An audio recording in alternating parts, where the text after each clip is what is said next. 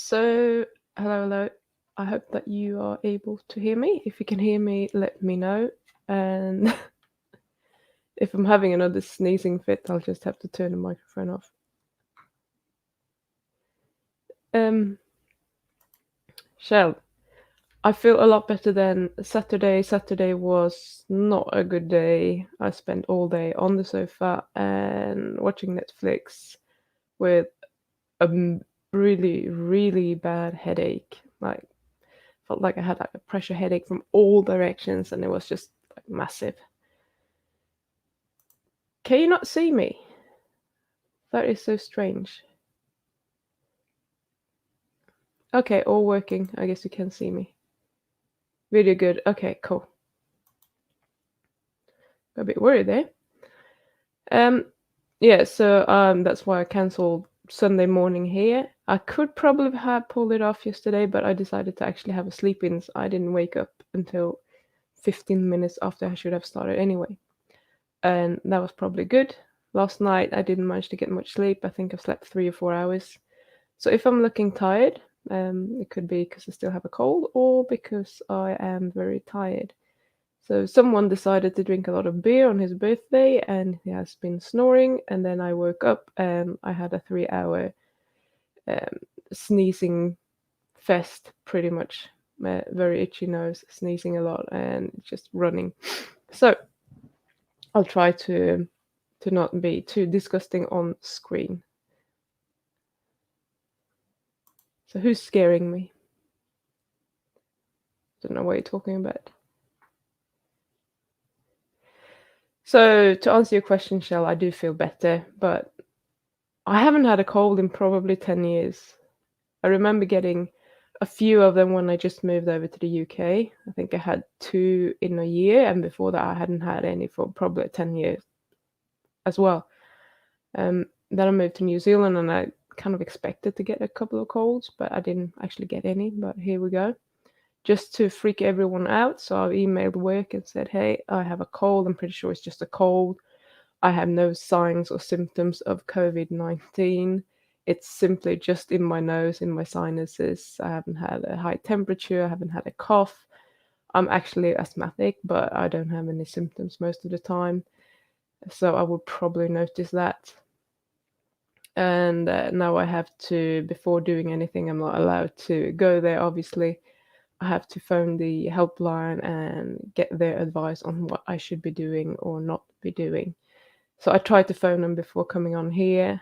Um, I was probably a bit optimistic, but the queue said you have to wait 25 minutes. So I decided to hang up and do my live stream, and then I'll just phone them. They would probably say that I can't go to work anyway, so screw that. Otherwise, I'll just have to work late. It's just how it is. Okay.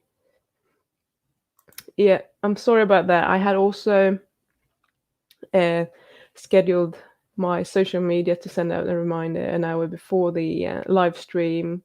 And if you're on my email list for my free membership site, you would probably have got an email as well yesterday morning saying I'm going to be live in an hour, and I forgot to change all that. I was a little bit brain foggy on Saturday. I just thought, oh, I'll move the stream, and then I didn't actually think about anything else. So, actually, I don't think it's the flu because I actually do get flu, so I just don't get colds. But usually, when you get the flu, you get a high temperature and body aches and all that sort of thing, and I don't have any of that. So, yeah, that's awful. If you get that every time the season changes, some people do. I mean, in Sweden, that's kind of how I grew up. Most people got a cold as soon as summer was over and went into autumn. All kids are getting colds. Hi, Honest. Glad to see you here.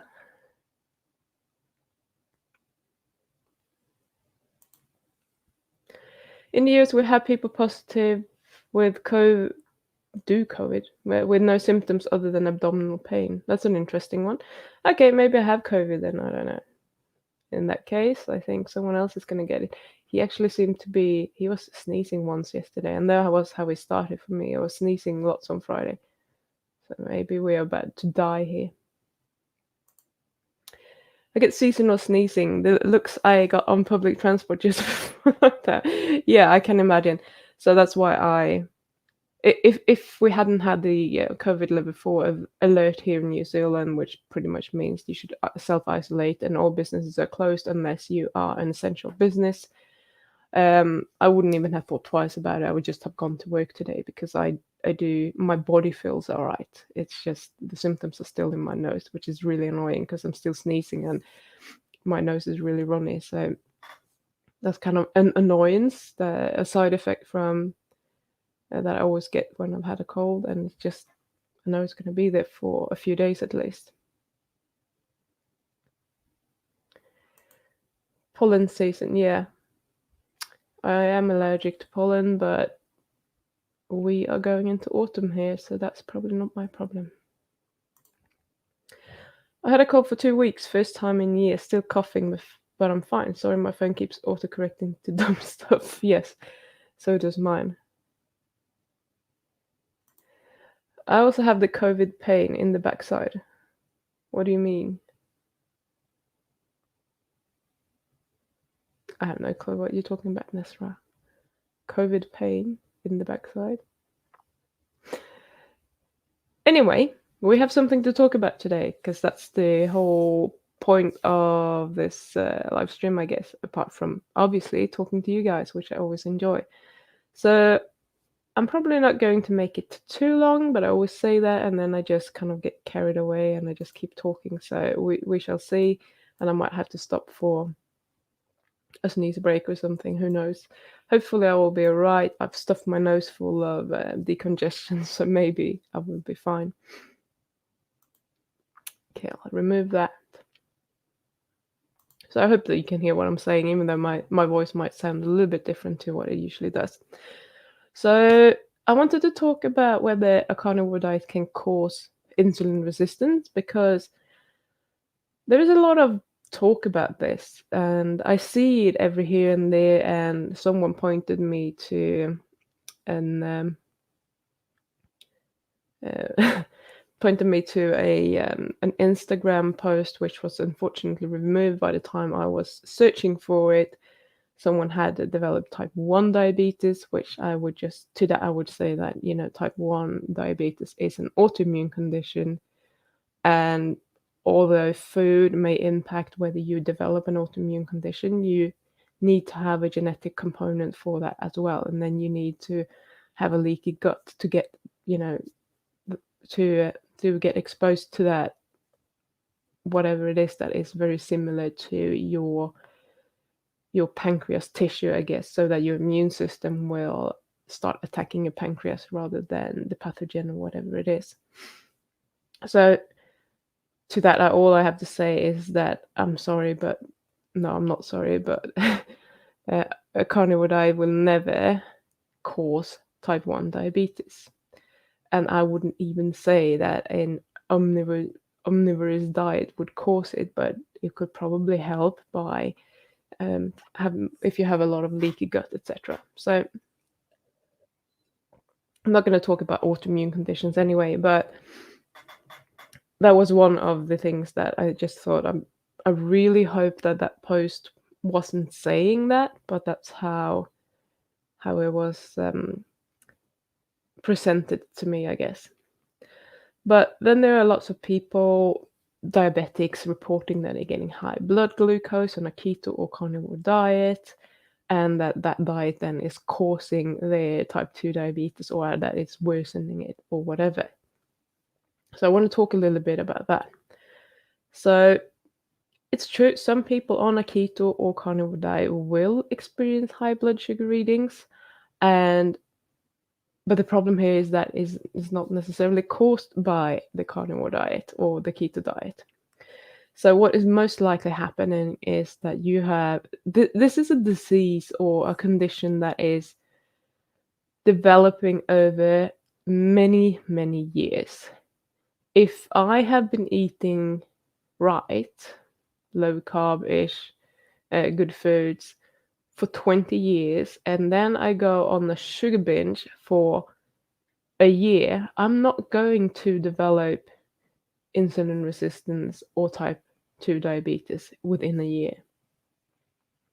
I can promise you that. It takes a long time because your body is quite resilient.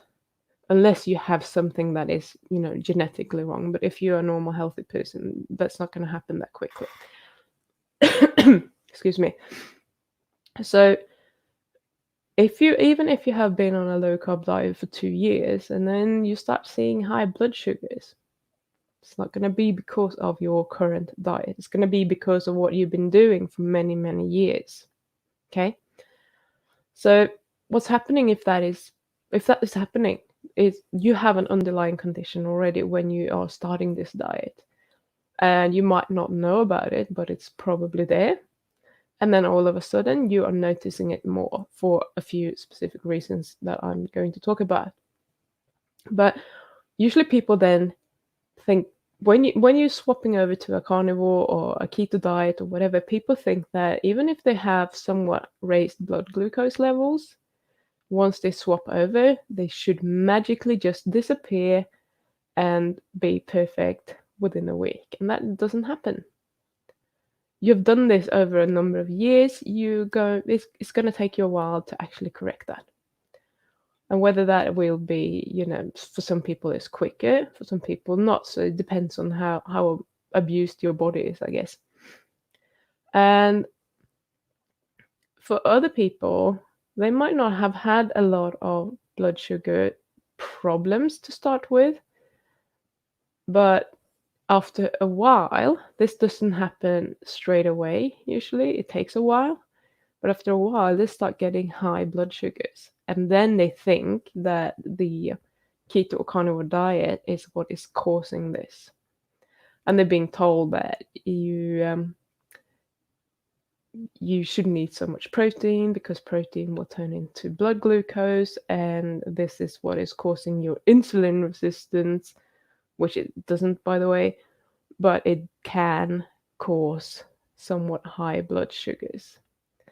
But it's not because you're eating, well, it is because you're eating too much protein for what you need when you have something that is not quite functioning the way that it should. And that is usually because you have an underlying condition, once again, and your blood sugar homeostasis is pushed up and wants to be higher than what is actually normal. That could be one thing, okay? And for many people, I think the most common thing is that they have a prolonged fasting blood glucose level in the morning. And that's obviously not great, but it's to some degree totally normal and it is meant to be happening.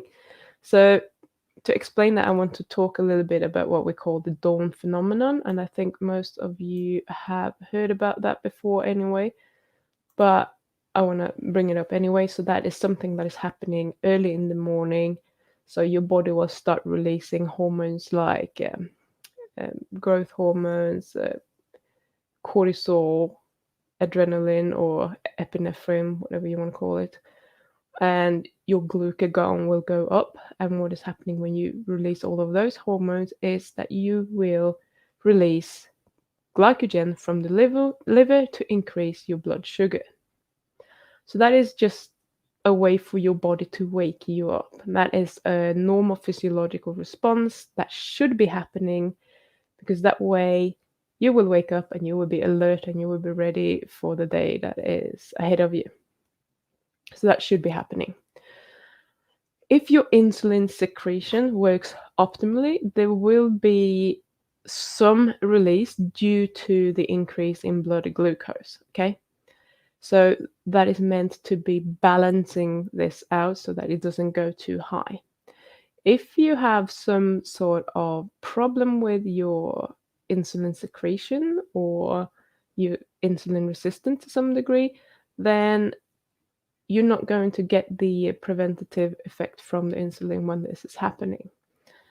And there could also be a problem with that you are releasing too much glucagon or adrenaline, which will suppress insulin and release more and more glucose.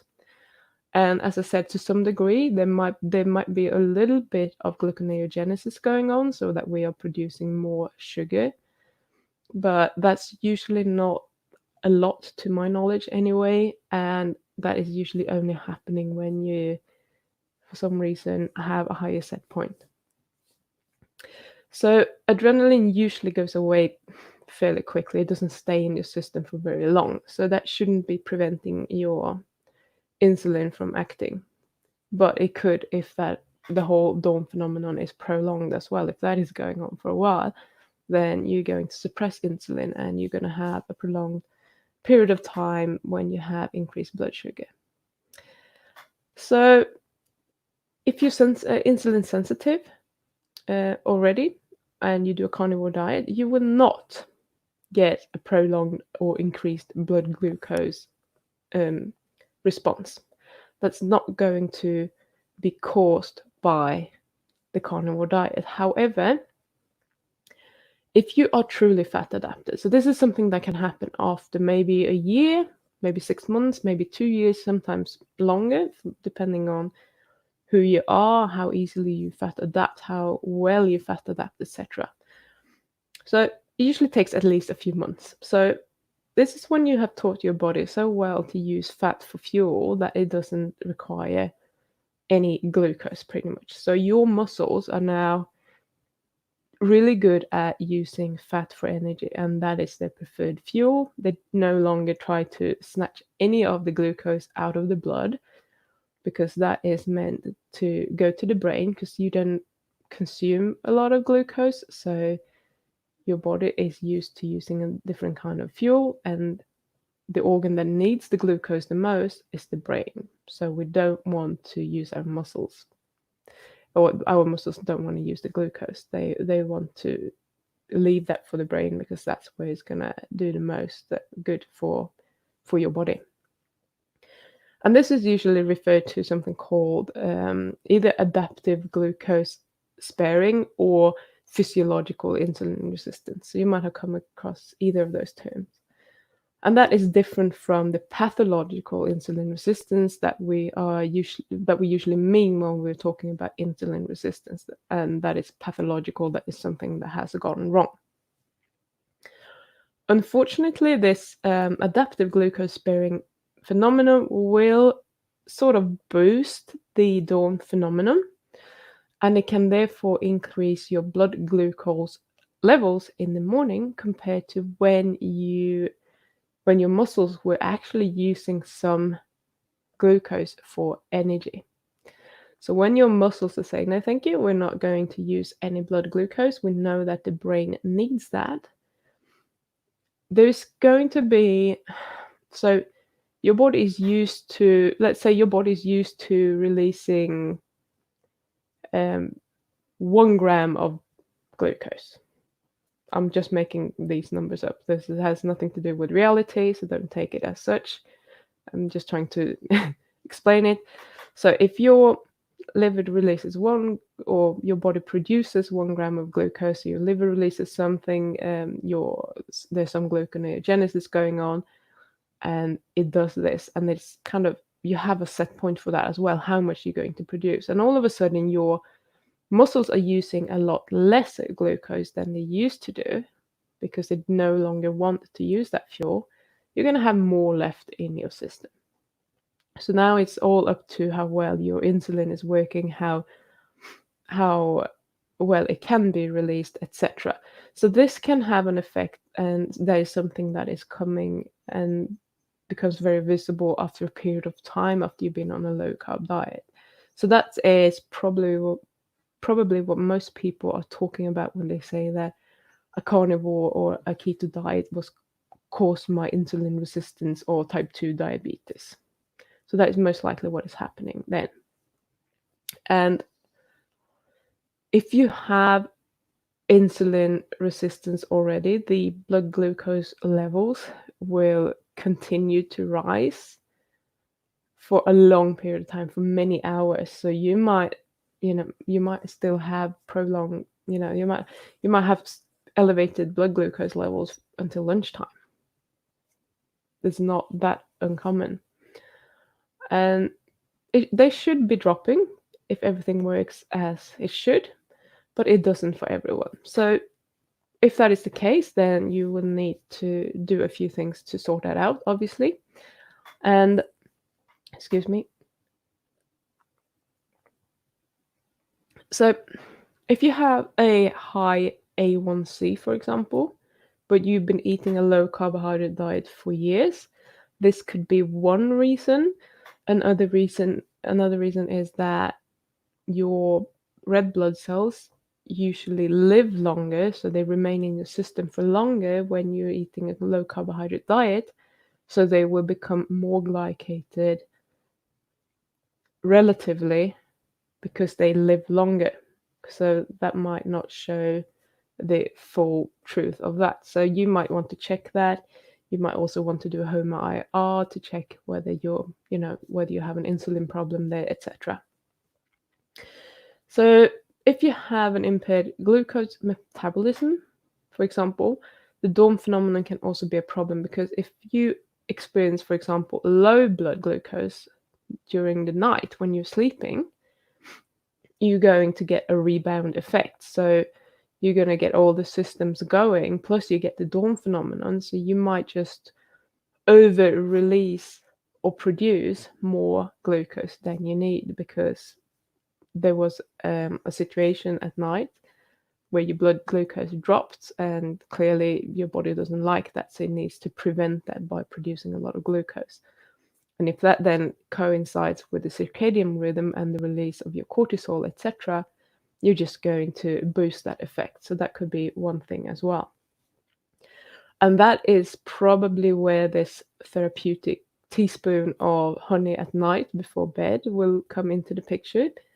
So I know this works really well for some people. For many people, it doesn't work at all, and that's probably because they don't have that problem.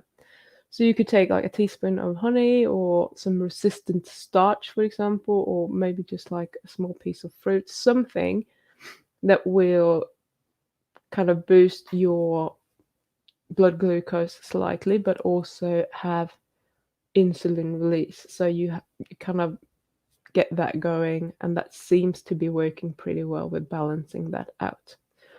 I don't have this problem. I haven't tried it myself, but I have talked to at least 2 people, as far as I know, that it actually has worked for. So that's good news. I've also heard of people that take apple cider vinegar before bed, and it seems to be working.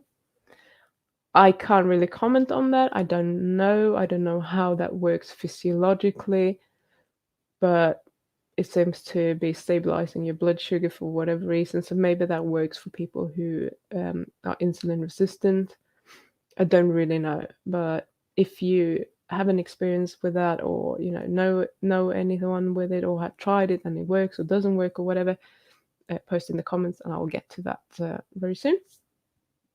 It will be interesting to read, at least for me. So when you have an underlying insulin resistance, it might look like you're getting type 2 diabetes from a carnivore diet, but it was always there. You just didn't know it. So I don't think it's fair to blame any diet. It's like, even someone who's a fruitarian for 3 years, that could be a lot of fructose, to be fair, which is one of the worst things that you can put in your body if you want to avoid insulin resistance. But even that would probably be a very short period of time to blame the diet, if that's what they've been doing. So the theory behind the low carb causing insulin resistance or type 2 diabetes or whatever is that when you remove all the carbohydrates from your diet, gluconeogenesis will kick in and produce more glucose. And if you're eating a lot of meat, you can't do anything with all of that meat, so you will overproduce glucose. And that might be true for some people that have an impaired homeostasis for where they want their blood glucose to be, etc. That should not be a problem for a healthy person, okay? So if you're already insulin resistant, you might have a high set point for glucose because you have been living like that for many, many years. So some people might just be up around the 90s or whatever it is. And that is their set point. And whereas this is not maybe too bad, it's still not super low. It might be that it's 100 or 120, and that is high. So, I think we need to put it into context, actually have a look at what is happening. If we can't get it down with a carnivore diet or a keto diet, then we might need to change a few things. So I'm not saying that just eating 2 kilos of meat a day is going to cure your insulin resistance, because it probably won't. You're just eating too much meat. Okay. If you're eating anything, unless it's pure fat, but even then, to some degree, you will have an insulin release. Okay, and that in turn will help you reduce your blood sugars. So this is kind of handy to know. And people who have a problem with high blood glucose levels while they are fasting, for example, and especially in the morning, excuse me, I feel like I need to sneeze. There's the best thing to do, unfortunately, is for you to eat something, even if it's just something little, because that insulin release will really help you to get rid of the excess blood glucose that you can't do on your own without actually eating something. So if you're having this problem, I would say that don't play around too much with fasting right now. I mean, you can if you there are different ways of doing it. So you can either try to do a prolonged fast. For some people that works, for some people it doesn't.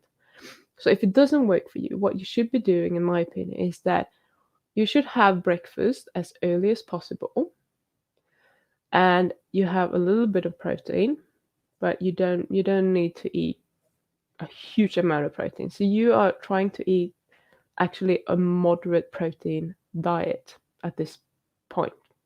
I'm not talking about forever. We're trying to kind of get your blood glucose levels down and reset your set point. So you're having some breakfast, you're having a little bit of protein with that breakfast, and it doesn't have to be a lot. You could just have a couple of eggs and that will be fine. You can have a lot of butter with that if you like. Doesn't matter. Okay?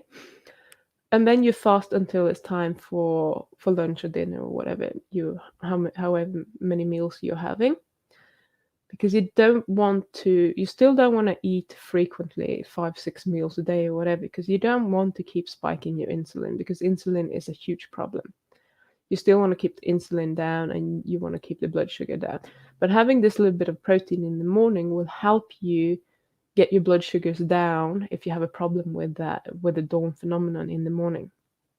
And then at dinner, you're eating, somewhere between maybe 250 to 350 grams of steak, some sort of protein source, depending on how large you are. If you're a very tiny woman, maybe you can go down towards 200 grams or so. But don't overeat just because you're on a carnivore diet, for example, and you hear people eating a pound or 2 pounds of meat every day. Focus on the fat for now and just, get the protein that you need, which should be around 250 to 350 grams of protein without going overboard for most normal built people, and get more fat in for a period of time until you start seeing that you're actually getting some traction with it and that you're getting your blood sugars down, especially in the morning, because that is probably when you're having a problem with it. Very few people, if any, I haven't heard about any, or people are not actually telling me or revealing when they're having this increased blood glucose, but it would most likely be in the morning and not at night. So what this will do, if you do it that way, is that you will get enough protein for your needs without having excess protein. So you will still be able to build some muscle. If you are trying to do that, you will get enough for the repairs and replacing all the amino acids that needs replacing on a daily basis without eating too much. So when you're eating protein, as you might know already, you will spike both insulin and glucagon. So that shouldn't raise your blood glucose too much, but it will go up slightly and then go down again. So you get a really good, nice, balanced effect from eating meat on your hormones. And if you want to know more about that, I did a live stream about that a couple of months ago called "Does Red Meat Spike Insulin?" And you can go and have a look at that. I'll probably, if I remember, I would just link it so that you can click it after this one if you're watching it on replay. So let's just face it, restoring your hormones sometimes take a while, and you want to give your body the best chance of recovering and doing whatever you can to make it function well. And if this means fasting, or if it means removing whatever is causing this rise in blood sugar, or all of a sudden you can't do OMAD anymore because it's actually more important that you deal with this dawn phenomenon. So you have a little bit of protein in the morning, and then you have a little bit of protein later on, or more later on than you have in the morning. Then that's what it takes. We don't have to. I think a lot of the time we're so focused on, oh, I need to be OMAD, or I need to do my fasting or whatever. But I say, go and fix this problem. Once that is fixed, you will get so much more out of fasting or doing your OMAD or whatever it is. So if that is your problem, I know that some people that are usually here watching do have a problem with high blood sugars in the morning and a prolonged response time as well. So give that a go and see how that goes, because that, you might have to do that for a few months. Probably not for life, but that should take care of it. So once you see an improvement in your fasting blood glucose levels, you can just start increasing your protein a little bit at a time. I would still keep doing some protein at breakfast because that is counteracting the rise. But you can try every now and then and just cut your breakfast out, see what happens. Is it getting better? Is it getting worse? What's happening? So meanwhile, just make up for it. Eat as much fat as you can stomach anyway, unless it means that you're overeating and start packing on weight, then you're probably eating too much fat as well. So that was pretty much what I wanted to say. So now I'm gonna go and scroll through the chat here and see what's happening. So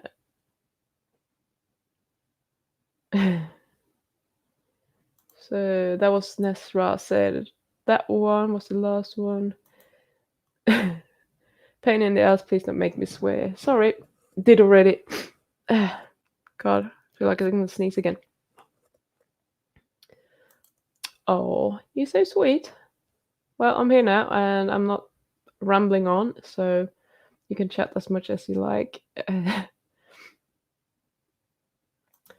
So the virus stuff is starting to get boring, more interested in meat knowledge. Yeah. So I think we all feel that way, that, it's everyone's just talking about it. I know that Bart was saying that the other day, that he doesn't have anyone to critique anymore because everyone is just talking about the virus, and he doesn't want to do that. He's not an expert on that, so he doesn't want to comment on that.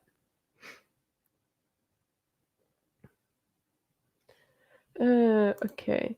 My dad's blood sugar is the best it's been. He hardly needs insulin now, and he's not even carnivore. Well, that's great. What has he done? Let's see if you told me later on. I can't see anything. And now my chat just jumped away. Okay.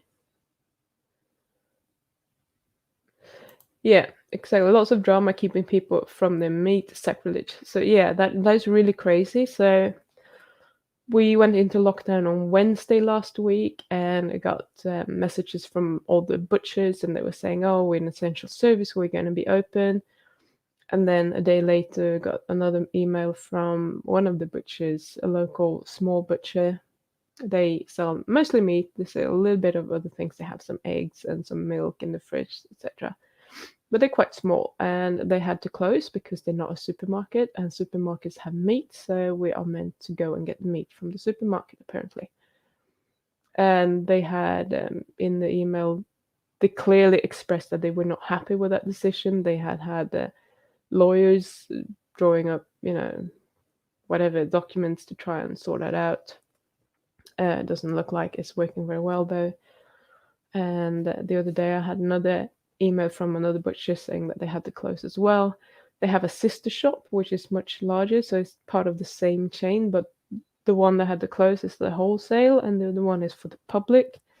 And they have a lot of vegetables. They do have bread. They have some frozen stuff. It's more like a supermarket, but it's more like a country type style of shop, and they're allowed to still operate. So at least I can get my meat from there. So I'm quite happy about that. But I do feel very sad for the small butchers because they just have to close, and they have, what are they going to do with all the meat they bought? They thought that they could operate and they couldn't, etc. So it's a bit tragic for everyone. This mama just got herself a new crossbow to take out these thug deer that keep eating my berry bushes. That's good. You grow some berries and then you eat the berry eaters. Perfect.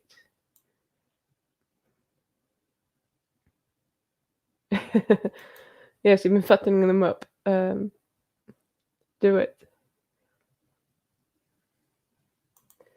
Cortisol in morning, question mark. Yes, you do get a rise in cortisol, usually around 4 a.m. or such. It starts going up, and that is to wake you up. That's how it should be working. Sometimes when you get people who are, tired and wired, they usually have high cortisol in the evening, so they're really exhausted, but they can't sleep because the cortisol is so high and they're releasing blood glucose, etc. Keeps you awake. And then instead, you're really tired and groggy in the morning and you can't really wake up. It's because your cortisol hasn't gone up, so you don't really get this effect from it.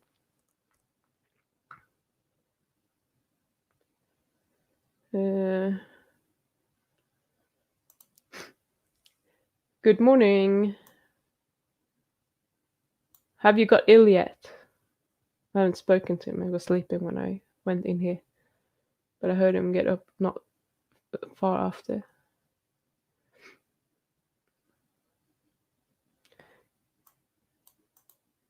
His birthday was good. He drank a lot of beer, so he's been snoring and keeping me awake. Good. Yes. Yeah, so that is a bit shithouse, but it was probably good timing anyway, because we were meant to go away for Friday evening, and that's when I actually got sick, so that would have been a bit of a disaster as well. Right. So what happens when you eat only lean meat, something like 200 grams of protein per day? Do you starve or get insulin spikes, or both? You probably starve more than get insulin spikes. Google rabbit starvation. So if you do this over a prolonged period of time, you're not going to feel well. You're not going to have enough fat for your body, your what do they call it, neurons, etc. It's not good. You need fat. So I don't know why you would want to do that to yourself. When did I post that video? Was it Tuesday? Well, your Monday probably, most likely for most people, last week or this week because it's Sunday for you, about eating carnivore on a budget. Talking about getting cheap, what's called beef suet or beef offcuts from the butchers, for example, beef fat offcuts. So add some fat to your meat. So if you have to buy grain-fed meat, you can absolutely, and you probably should be buying lean cuts of meat, but then you add in some good fats on top of that. When is the best time to check your glucose, morning or later due to cortisol?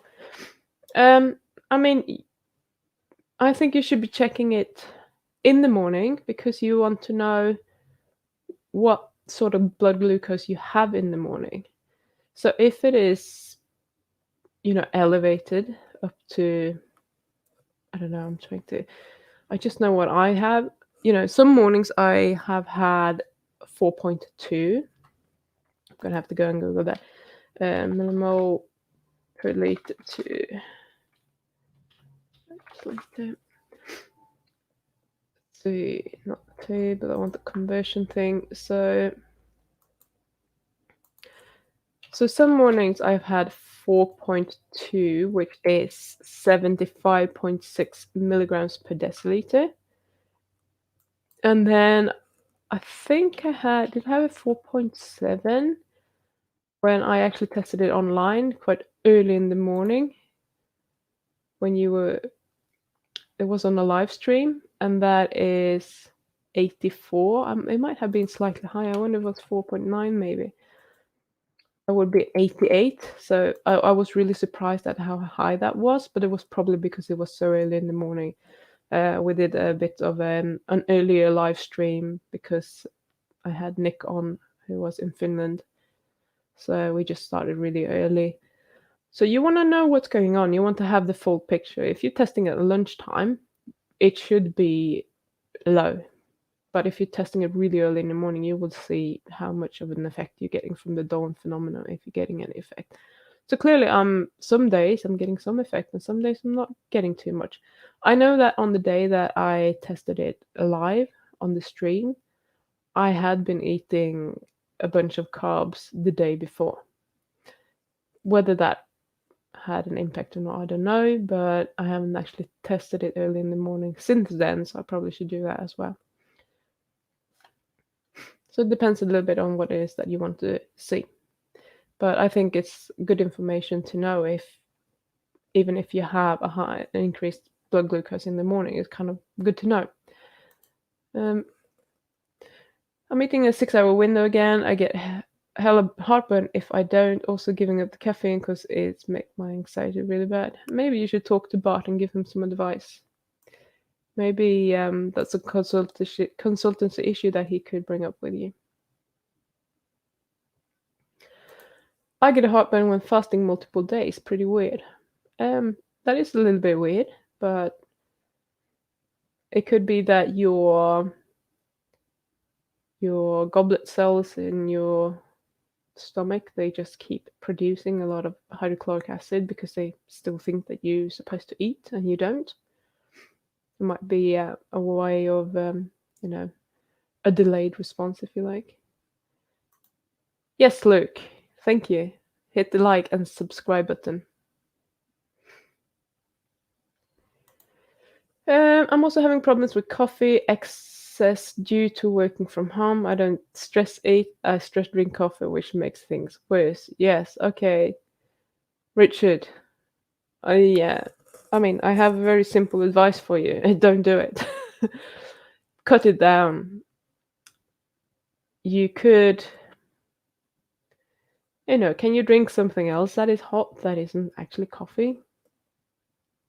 I mean, I know I'd rather not drink personally, but yes, welcome to his world. Yes, I know someone else like that, and he clearly can't really do it most of the time. Sometimes he does, and I'm kind of like, whoa, what's happening? So my best advice would just be like, try to limit yourself, or, allow yourself 1 cup every 2 hours or whatever. Try to kind of put a cap on it somehow and not overdo it, because it's not going to do you any favors. Stephanie recommends ground beef, butter an hour before bed. She cracks me up, but she makes you think though. Okay. I'm not sure about ground beef and butter an hour before bed, because that is definitely going to have an impact on your sleep quality, because that is going to be a whole meal and your body's going to have to metabolize that. So your body's not going to go into a deep sleep mode, and the deep sleep is what you want. That's the most restorative kind of sleep that you can get. And you usually get more of that early in the evening rather than later in the morning. So I wouldn't eat that close to bed or eat that much close to bed at all. I would just, if you want to go down the protein route, same thing. I would just have a very, very small amount so that you get some sort of hormonal response, but not a lot of it. I don't think that is a good strategy. Yes, I got that. That was who you were referring to. Any food before bed gives me heartburn. Can't even have a drink of milk or some cheese. No. I know other people like that. That is probably quite common. And I mean, it makes sense. Whenever you're eating something, you will have more production of your hydrochloric acid in your stomach. You lay down, there's less that is kind of in the way, because here you have to kind of travel up for you to notice it, but when you're laying down, it's easier for you to just notice that it's overproducing or whatever, that something's going on there. So yeah, just don't eat before bed. Leave it at least 2-3 hours, I say.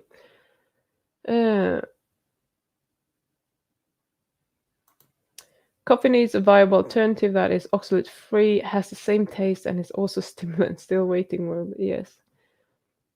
Or you can just, sort out your sleep, your diet, everything else, and you should have enough energy without the coffee. Think about me. I don't get an energy boost from coffee. That's why I can be without it or with it. Doesn't really matter to me. We have to find other ways of stimulating the energy. I think it's called meth. I haven't actually ever tasted decaf beans, but problem with decaf is that it's going through even more of a of more processing. I'm gonna turn that light off now. So it might not have the oxalates, but it has a lot of other crap in it usually, because when you are removing the caffeine, you need to add chemicals to actually do that. It's not just a simple process of drawing it out or whatever. So, you swapping one poison for another probably.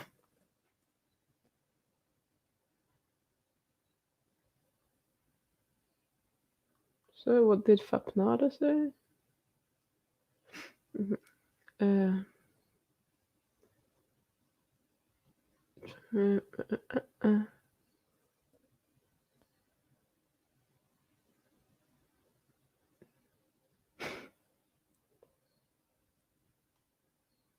For goodness sake, what are you doing here? You're just here to mock me.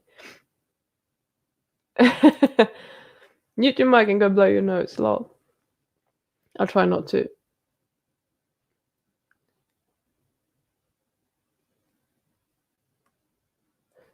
You're talking about meth here, you crazy people. Meter. Hi Pim, any valid science behind the claims of high-strength Manuka honey? Sometimes I have a spoonful in the middle of the night, which seems to sort me out if I can't sleep or having weird dreams.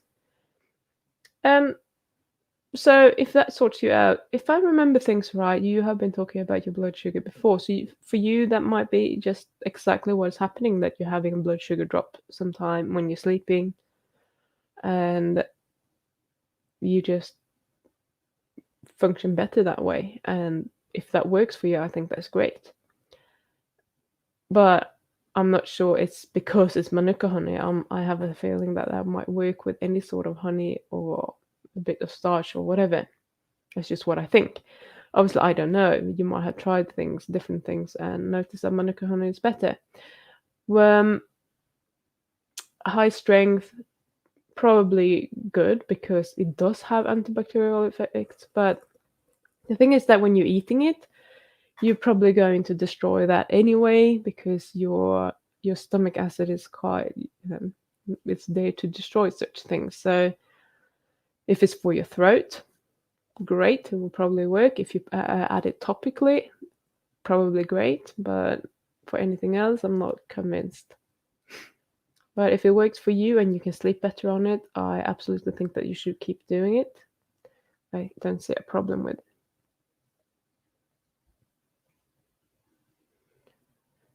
Uh,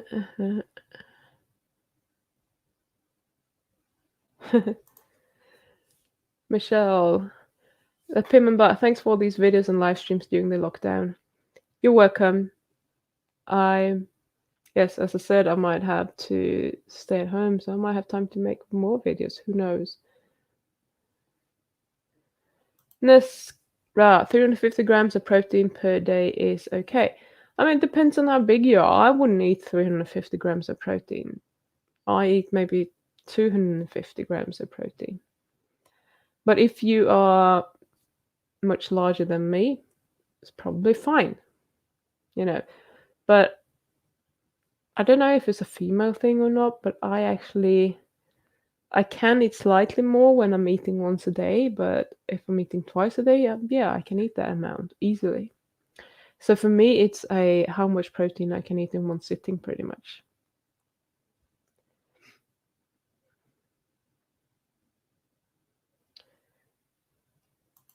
Science unbiased. Supposedly, apple cider vinegar works somewhat like metformin, suppressing hepatic glucose production, which should result in lower levels upon waking. Okay, yep, makes sense. Um, and that's very interesting. I've been trying to find something that actually, explains how apple cider vinegar works. I haven't really found anything, but people keep saying that it's working, so I have to believe that it's working. I don't think, so many people would make that shit up. So if it's working for you, or if you want to try it, just do it. If it works, it's a win. It's not going to hurt you, I don't think. So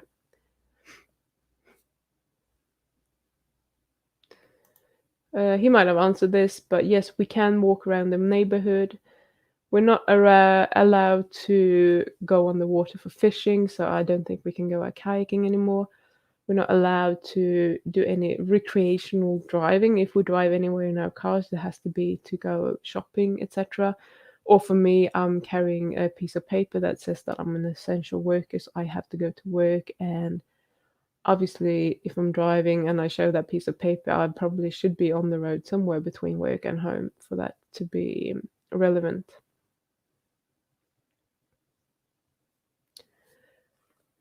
So, as a 70-kilo male, I need about 100-gram protein per day. That's about 400 grams of meat. Yes, okay. So, what I was talking about earlier is more of a moderate, lower protein approach to get a handle on your blood glucose if you're having that problem. So, that would be normal. But if you're trying to kind of get a hold of it, I think you should go down lower. And, if you're having, let's say, 15, 20 grams of proteins in the morning, and then you have, maybe 60 grams in the evening, you're probably fine. Or even 50, I don't know. So, you will have to play around with that if you're trying it out and just see, you don't want to go too low. You don't want to be protein deficient, but you don't necessarily want to add any extra that you don't need on top of that. I'm pretty much the same weight as Bart, and I don't eat that much. I make up for a lot of my energy needs with fat instead, and I prefer that, and I'm fine. You can see my muscles or not. Okay. Yes, exactly. That's what's happening. Now the chat is jumping again. Here we go.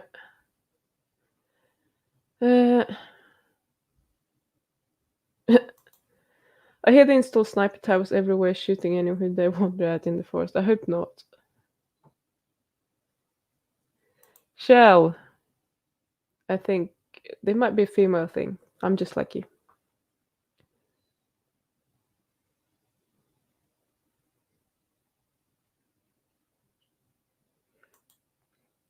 That's interesting. Too much protein. It doesn't make me feel queasy. It makes me feel unsatisfied and pretty much have cravings for other shit. But when I am getting full and I'm getting full on fat, It's kind of a different kind of fullness, and I feel much more satiated. Mm. Here we go. So, Miss Pagan's dad, I cut out his carbs, lol, switch his foods for low carb versions and no bread crackers. He's a junk food addict.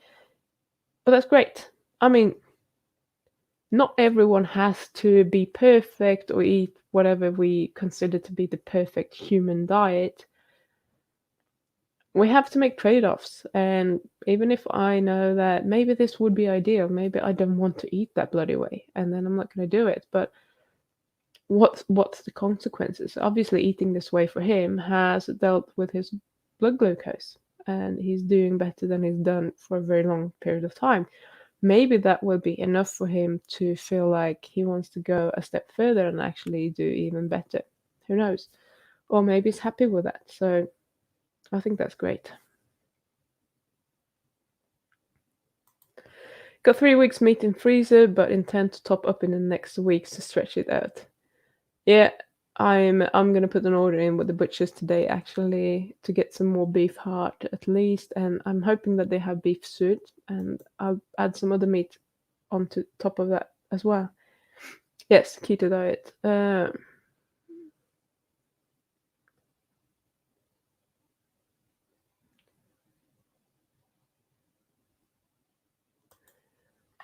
Luke, at my current caloric need, I believe I would need about 700 grams of fatty meat with some fat added per day.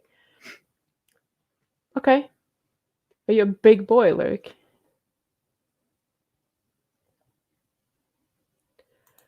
Whoa, 600? I'm sorry about your father-in-law. 600? And that's 33.3. He must have been type 1 diabetic. I mean, you can't have that on a type 2 diabetic unless you literally don't respond to insulin whatsoever.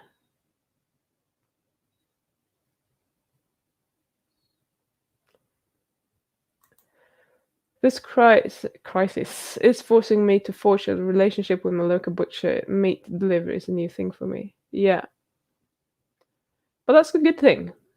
So you have to see from the bright side. Now your best friend is the butchers, and they can get whatever meat you want in the future, hopefully. And you can just talk to them, and that's great. As Miss Pagan says, I'm buddies with the local farmer and butchers. It's awesome. The thing is that if it's no, the butchers here are more actually chain butchers, so they're not, privately owned.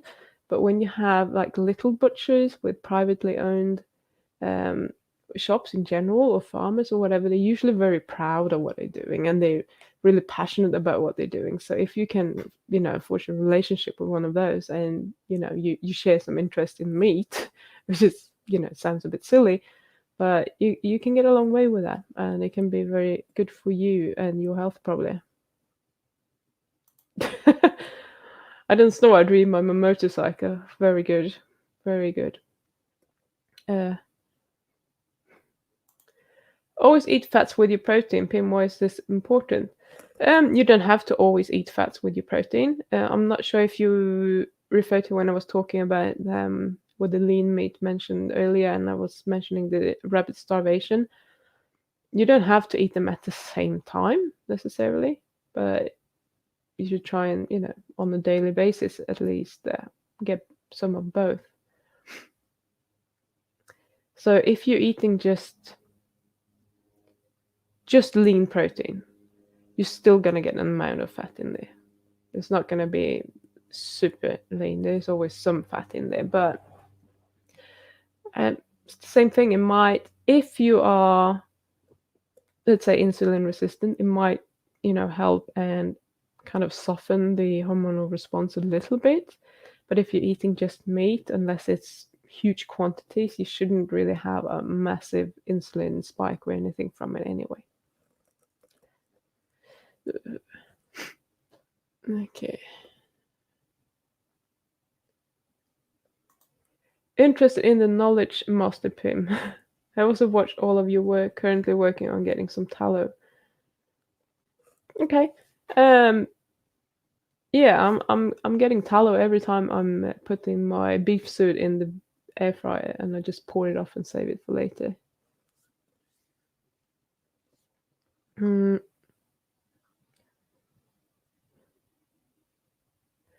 So, Pim, I believe Harry has recommended drinking raw whey for animal-based bodybuilding purposes. Something about the insulin response being much favorable than when using honey. Yeah. Okay. So more favorable. I'm not sure. Are you talking as in for bodybuilding purposes now? In that case, sure, because you also have the proteins that you need for building your muscle, and obviously you don't get that in honey. And you wouldn't want to eat a lot of honey. What I'm talking about is like a teaspoon of honey before bed, if that is your problem with low blood glucose. So they have different purposes. I don't do well with whey. I react to whey. It gives me a stomach ache, and I'm cramping and laying on the floor, feeling like I'm about to die or want to die. So I know that Harry is a fan of milk, especially raw milk. I know there are a lot of people doing that. I don't do that well with dairy, so I'm not a proponent of dairy. If you're doing well with dairy, feel free to do it. But do you need to do that? No, I don't think so. Is it a good thing to do? I don't really know. I'm not convinced that that we need milk products, or that we even should be doing it. If you're doing fine with it, don't think it's a huge problem, but I don't think it's necessarily the best sort of food that you could be consuming either. But that's just my personal belief. I don't have anything to back that up. It's just, you know, bits and pieces of information that I've kind of built my opinion on over the years, I guess. Usually my morning blood sugar reading is 94, 5.2, what's considered high. So that is within a non-diabetic range, but it's not it's not low, but I wouldn't say that it's super high. If it's going down fairly quickly, I wouldn't worry too much about it. Okay. So I'm not sure in your I think it's a cutoff around 5.8, but or 5.9, sorry, but I can't remember what that is in milligrams per deciliter. I wish we just had one sort of units. That would be so much easier to do. Mm. And it's entirely possible that that is a little bit different depending on where you are as well. So, okay, so normal blood sugar levels should be less than 100 milligrams per deciliter if you're not a fasting blood glucose. Um, if you've not been eating for 8 hours. And less than 140 milligrams per deciliter 2 hours after eating. Okay? So, as I say, that is normal, but it's not. Okay, so my fasting blood glucose around lunchtime today would probably be somewhere between 4.1, 4.2. And I think that that might be lower than most people's, but 5.2 is not bad, but you would probably ideally want it to be lower than that around lunchtime. If that is in the morning, you're probably fine, but you might want to, check every 2-3 hours, one day and just see how it changes over that day and see what happens. But I wouldn't worry too much about that. That doesn't, there are no warning bells ringing for me seeing that value. If you don't want to take a lot of um, tests, then you're fine not doing that. I wouldn't worry. Okay, so Richard says my blood sugar is between 4.8 to 5.2 waking. Yeah. Okay, on the ground beef butter before bed, it was like a few tablespoons. I try not to eat anything 6 hours before bedtime. Okay, yeah, okay, you can do that, I suppose. Uh, I wouldn't want to be cooking right before bed. You can eat it cold, I suppose. Yeah, eating late at night is like going to your human biology and saying, "I don't care about you."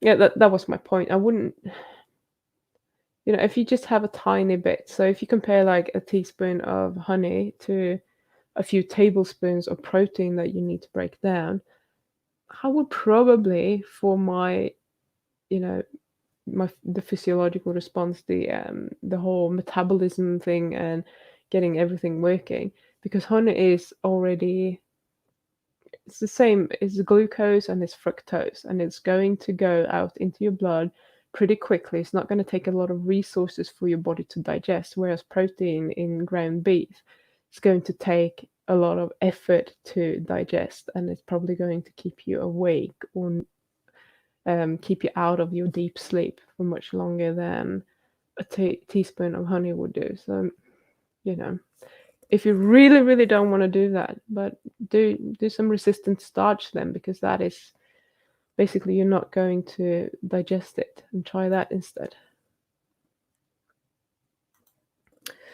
When I started in the field in the early 80s, 126 milligrams per deciliter was considered upper normal limit of glucose. They've whittled down over the years, and currently 99 milligrams per deciliter is used by most labs. Okay, that's interesting. I didn't actually know that it used to be higher.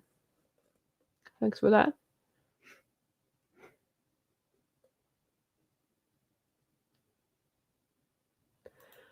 Okay, Swiss water technique for caffeine extraction for decaf is supposed to be chemical free. Okay, cool. I mean, I don't know a lot about it. I just know that they usually treat everything pretty harshly. So you might be right there. I'm not a coffee expert. The teeth are so much whiter since giving up coffee and tea. And your teeth are more white since going carnivore. That's interesting. I don't think mine are. I got a little bit of a yellow tooth thing going on.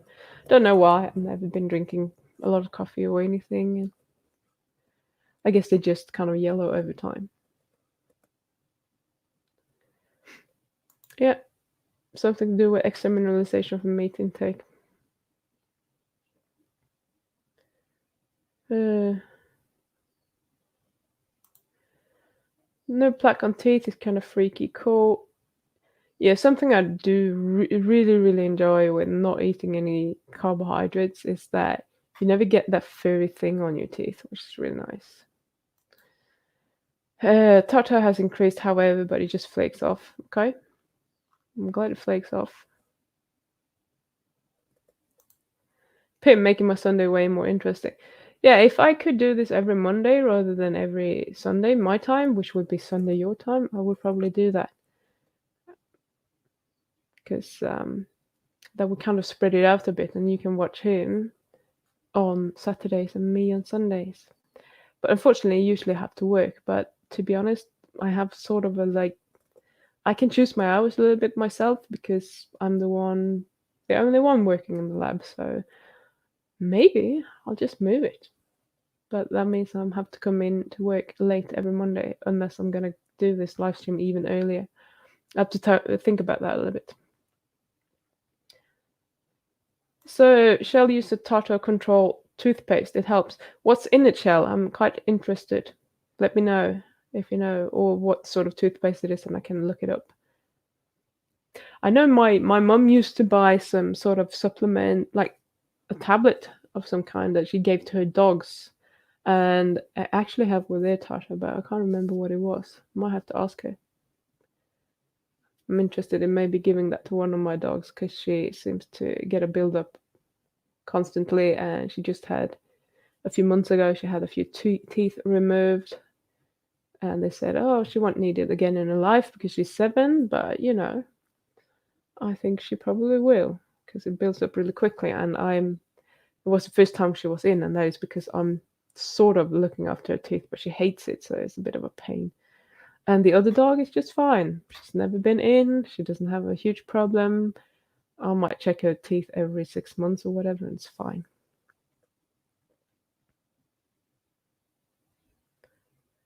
Uh,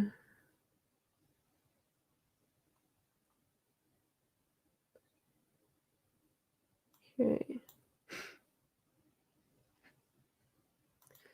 I haven't used toothpaste in years and teeth have never been so nice. Just lightly brush with an Oral-B 2000 ml toothpaste is a scam in my opinion. My problem with not using anything is that it doesn't taste nice. So what I've been doing in the past is I've made my own and I've just taken some baking soda, coconut oil, and a few drops of like essential oil, mint essential oil. Or what I really do like actually is tooth powder with like cinnamon and cloves in. That tastes really nice, but the problem is to use it because if you're dipping your toothbrush in it, it's gonna get wet. And in New Zealand, the humidity is quite high, so I found that it goes wet, and that's a bit yucky. So otherwise, I kind of like the tooth powder. Uh,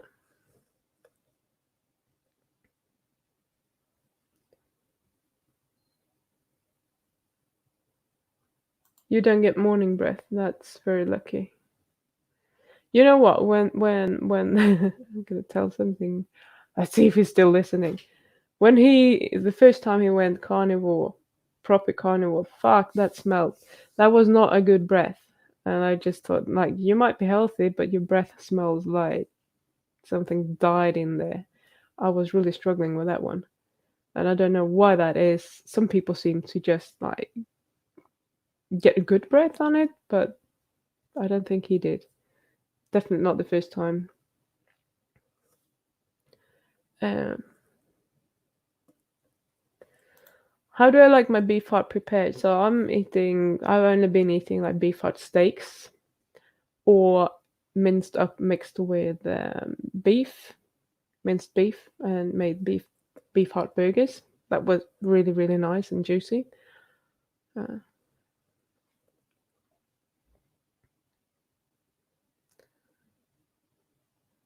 haha. Suddenly craving fat and scale is moving downwards. Did not see that coming. Well, that's good.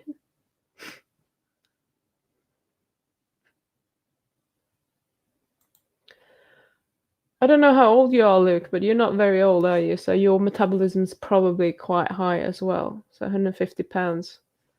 Um, yeah.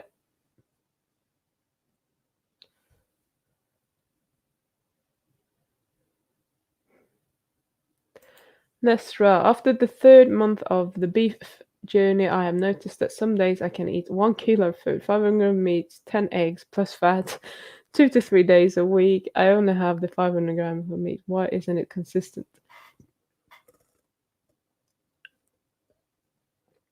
Nothing is consistent. We are not. You have hormones, and they're not going to be the same every day. So, and some days you might be hungry because you have been working out more, you have used more energy or whatever. Other days your body's just like, right, the stores are full, we're happy, we don't need anything more. There's so many factors. It could be how well you've been sleeping, um, how much you've been working out, whether you are in rhythm with the circadian rhythm at all, if you're actually getting the light in the morning, or if you kind of like locking yourself up and you don't see daylight. It can be so many things that impact that. And I don't think we're meant to have the same sort of appetite every day. I don't think anyone does. And you might see that as strange because it varies so much. But one thing that I think a lot of people do is that they don't pay attention to how it varies. They just eat because they're meant to be eating. So I know that I'm usually eating this much food, so I will put this much food on my plate and I will eat it, whether I'm hungry or not.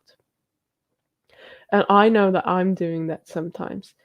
So this is so I might have lunch at work, and this was last Thursday, I think, and I had like, I don't know, I had quite a lot of carpaccio with me, and I just thought that I will never eat it all. I just at 10 a.m. I just felt like I'm so hungry, and I just ate it all, and I wasn't satisfied after that. I was still hungry, but then that went away, and then when I came home in the evening, I wasn't hungry. But then he was gonna eat, so I thought, nah, I have some meat, and I just ate the steak for the sake of eating it, because it's a social thing. I didn't need to eat that steak. It was totally unnecessary, and it was just in my head, something that I did because it was an emotional thing rather than actual hunger. And that is not necessarily a good thing. I did it. Shame on me. But I think a lot of the time we're not really paying attention to how our appetite is actually fluctuating. We just do things because we are kind of creatures of habit, I think. Um, I eat more on days I've been outside working a lot. If not, then I don't have a big appetite. I can say that when I'm lifting weights at the gym, my appetite increases a lot more than the energy expenditure for some reason. It's like a hyper reaction of some sort.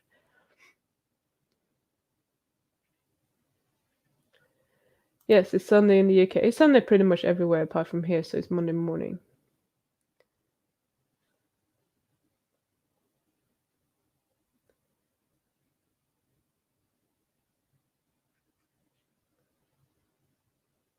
Mm. Okay, use tons of main and hello brands of toothpaste. Let me write that down.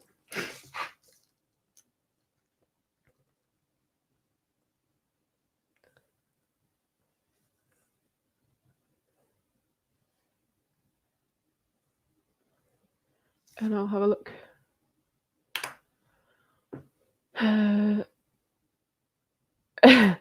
Uncle Harry is the only one I watch that is as positive about dairy as I am. Yeah, I mean, there's nothing wrong with dairy if you can handle it. It's just that the problem is that there's so many people that can't.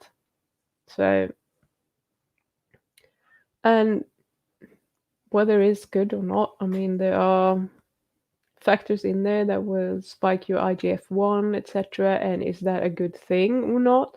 If you want to get big, yes, it is. If you don't want to get big, is it? I don't know. It's probably not a problem if you're doing it for a period of time, but if you're doing it, every day for years, maybe it is a problem. I have no idea. There, there are no studies on that, so you just have to experiment and try to educate yourself and see, is it worth the price that you might have to pay for it? I don't know. Anyway, I think we're coming to the end.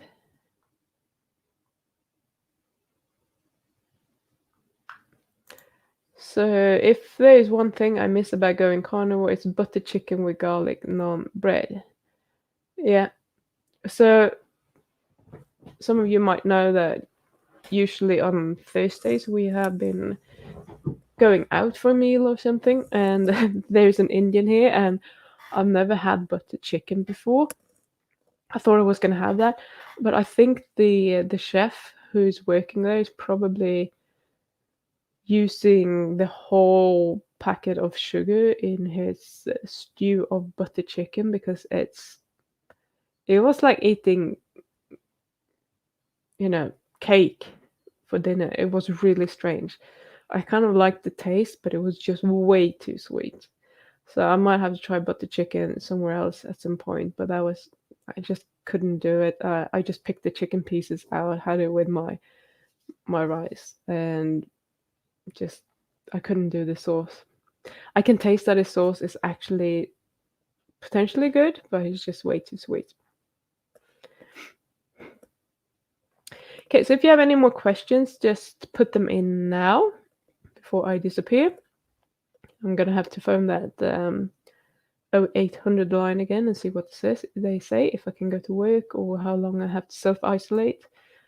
And if I have to self-isolate, I might have to do more live streams, who knows? I don't have it regular, I just had it there and needed room in the fridge. I'm not sure what we're talking about. The Greek yogurt. Okay, yeah. So I like Greek yogurt myself, as in I like the taste of Greek yogurt, but my body doesn't agree with dairy. So, and thankfully, I'm not addicted to dairy. I'm still a sugar addict. I probably always will be a sugar addict. I will have to, I'm still working on teaching myself not wanting the sugar. It's not going too well right now, and we still haven't had the birthday cake, and that is coming up today. So I will have some sugar today. But, life is life, and we can always do just, we can do what we can only do what we can do, and we have to make choices. I've made a choice that I'm going to eat cake. They kill me if you like, but that's how it is. Thank you. I actually feel okay, Shell. It's just, in my sinuses, and it's annoying more than anything. I don't feel like my body doesn't feel like I'm ill. I think my immune system is quite good. Obviously, I haven't had a cold in about 10 years, so it's a bit of a surprise that I actually got it. If it had been the flu, I wouldn't have been as surprised because somehow I seem to be very susceptible to the flu. So if someone around me has the flu, I always get it. It's just that I can have 10 people around me having a cold and I don't get it normally. So I don't think it's the flu because usually I get very ill when I have the flu. Um, so I feel pretty good and I think I'm recovering really quickly, but it's not going to be about that right now. It's going to be about whether they think that I'm a risk for anyone, and maybe I'm, if you can have COVID-19 with the stomach pain and no other symptoms, then maybe I can have COVID-19 as well, but present as having a cold, which is just, it's funny because very, very few people who have COVID-19 are getting any sort of runny nose or anything like that. And most people we get a cough or a high temperature or, that sort of thing. And I don't have any of those symptoms. Uh, Kids are up. You all have a wonderful day. Thanks for another awesome stream. Thank you, Miss Pagan. Good to have you here. Uh, well, I'm glad I could brighten your morning. I recently explained some stuff to my mom, but she was really defensive over giving up rice and beans. She can't possibly accept there's something wrong with these foods, reacted angrily almost. Yeah, that's entirely normal. Rice and beans are traditional foods in Brazil. To tell your mom, I mean, I can't remember how old you are, but it probably doesn't matter how old you are. You're always going to be her son. You're going to be part of the immediate family, and she has been there, and she has been teaching you as you've been growing up, and she has learned this from her parents, who learned it from their parents, and so on. So it's something that is passed on. What the only thing you can probably do is that you can live by example. You can change your own diet when you can. When you get a family, if you have kids, etc., you can raise them differently, and she can see the difference. But to just tell someone, she's probably not going to be convinced. She might not ever be convinced, and unfortunately, that's how it is.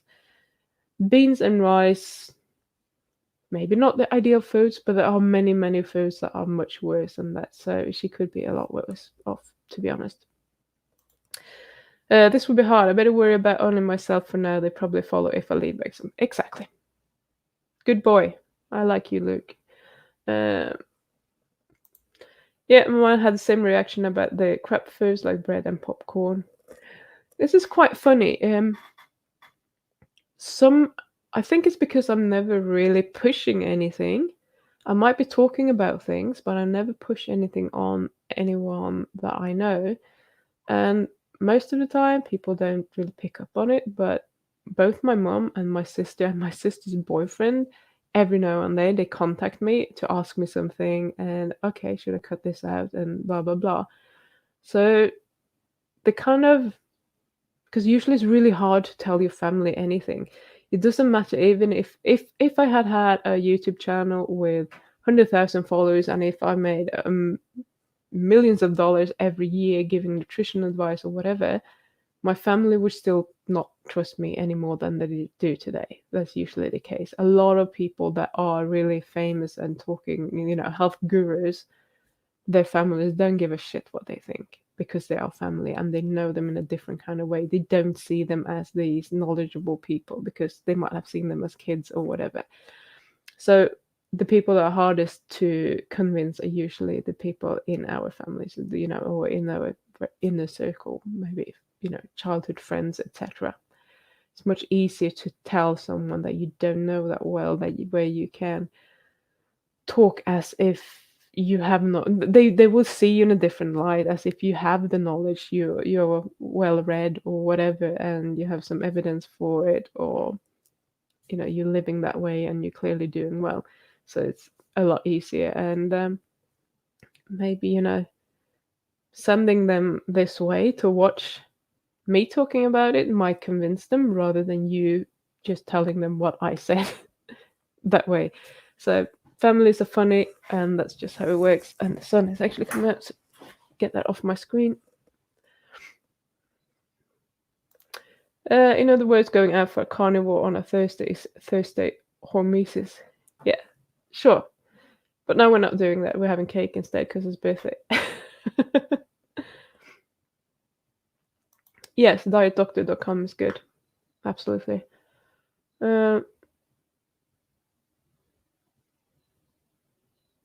Yeah, my mother accepts my diet, but she still eats rubbish and her health isn't good, but cannot force people. Exactly. We can only do what we can do. It's awful and it's terrible, but I think I've been lucky that my family, even when my dad was alive, he was diagnosed with stage 4 lung cancer at one point, and I got him on a ketogenic diet, and they they thought, he might survive 6 months, maybe probably not a year, was kind of the indication that they gave me. And he lived for a few years, and he was really making the most of those years. He was traveling, he was doing all those sort of things. I saw him a couple of weeks before he passed away, and he was up climbing on chairs to get things out of cupboards. He was out walking every day. I know he was in a lot of pain because he had like morphine, but you know, he was doing so much better, and I have no doubt that he got rid of a lot of metastases because he was on a ketogenic diet. So I have no doubt whatsoever that diet can do wonders. What really killed him was that he was talked into actually having radiation therapy on the mother tumor because it actually shrunk a little bit, but it didn't disappear. So he let them do that. It fucked his shoulder up so he couldn't use his left arm at all. And if he's not functional, he didn't want to live anymore. He basically gave up. When he decided that, he said, I'm not going to survive winter, he just stopped doing his diet, started eating crap, and because he had lost function in his arm, and that was him giving up pretty much. And it's heartbreaking to watch, but we can't really do anything about it. We can't ever tell anyone that, I'm sorry, I need you in my life, so you can't do that to yourself. It's just how it is. Okay. She will accept whatever I do. She trusts my judgment and research, but she herself is hard to change habits and is still worried about cholesterol. Yeah, okay, but that is something that takes time. Yeah, it always takes time to do that. The cholesterol thing. I mean, the first time I went on a keto diet, I might have been late 20s maybe, or mid late 20s something. And I just ate I remember having this creamy sauce and butter with a burger, and I just felt like, oh my god, I'm getting a heart attack. I almost felt like this is clogging up my arteries, and obviously it's all in my head. So to go from changing your view on those kind of things, it takes some time, but eventually, okay, actually I feel better doing this, so it is better. But you need to get there, and when you've been told something so many times, it's going to be hard to get out of that. Yes, Luke 22, I'll remember that now. You come off like an old soul. My mom is in great shape at 76, better than she has been for years because she incorporates at least some of the low carb ways following my example. Yay! Well, that's great news. I mean, if your family members see a little bit of a difference, something that is actually improving, they might be more open to trying more things that you suggest. Because if one thing is working, maybe the other thing is working as well. I get that often, which is why I'm actually annoyed by most people my age. I hope I can graduate soon, tired of seeing all those young adults all the time. I think I can relate, Luke. I was always like that when I was young as well. And even when I was like your age, I I did work as a personal trainer at your age. I think I started around that age, and when I was 25, I always attracted these old people because because I have much more compassion and I'm willing to listen. And people always say, "Oh, you're so wise for your age," etc. So it's quite funny. It's just how we're wired, I guess, and how we work. But I mean, as a personal trainer, when you're doing the course and when you're thinking about what you want to do, pretty much everyone is into, I want to train elite athletes and someone who's really good and do that. And then you just attract a totally different type of clientele, and they just like, they all love you. But I love them so much, and I'm grateful and I'm happy that I did attract those kind of people, because that gave me so much more essentially than it would have been to, or in a different way, I suppose, than train someone who wants to be a high level athlete. It's funny. Nesra, this stream was beneficial for my mental health. Thank you very much, Pim, Yellow Ted, and Bye. You're welcome. Oh, Yellow Ted. Thank you, Shell. That was a few years ago now, but you know, it's always going to be with us. Thanks, Luke. Nesra, my dad had a malignant tumor a couple of years ago. It sucks. I'm lucky getting him off the carbs with the knowledge of Master Pim. So I'm Master Pim. I have to get my lightsaber in order, I guess. Okay, so that was the last question. I'm actually gonna pack it up now because I really need to go and get a phone call done so that I can let my employer know what's actually going on. I was hoping I could do it before the stream, so now I've been streaming for an hour and a half, so I'm procrastinating it. In case I need to go into work, I don't want to stay there till midnight. So it's been great. If if you think this is a good time and a good day to do it, maybe I could move it. I would have to think about it, but maybe I'll have to move it 1 hour earlier than this so that I can actually finish it up and get to work at a sort of decent sort of time. That could be maybe. Let me know what you think anyway, if that would suit you better than if I'm doing it the day before. I know the view numbers have been slightly lower. Whether that is because I moved it last minute and people don't know about it, I don't know. Anyway, let me know what you think, and I shall be back with more news. Luke said, so sad these streams can't be half a Sunday long.